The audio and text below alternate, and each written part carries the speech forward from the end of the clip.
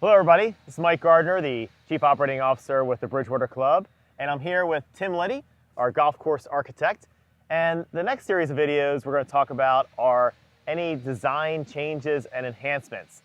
And so here we are at hole number 12, par 5, and we thought it'd be kind of interesting to talk about one of the major changes out here in the fairway off the tee box. So Tim, you know, what happened here and what's changed? You know, just about every hole we touched a little bit because we had the opportunity.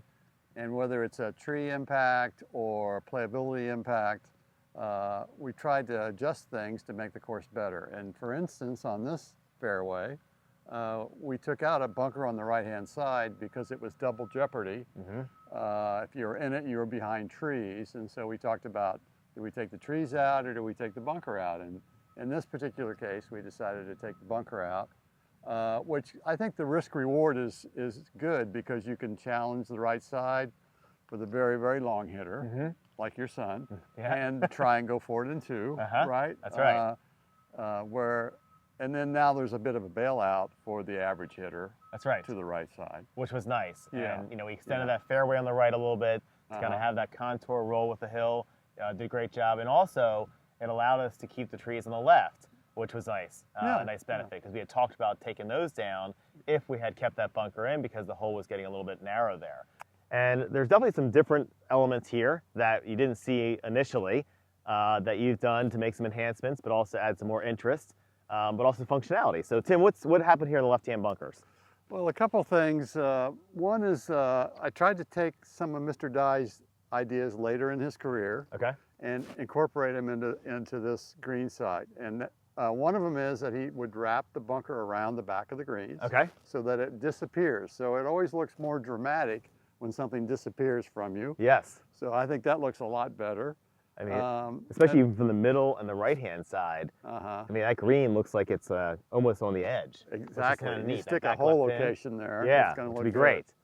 And then the second thing is he got better at detail later in his career in terms of just making access for the older player to get in and out of these deep bunkers. So you can see the two, I call them walk downs or goat trails, and you like to call them catwalks. Catwalks, I'm a skier, so that's what we have in skiing. So, but there's 3 of them, I think, or 2 of them cut here. It just makes it easier to get in and out of the bunker.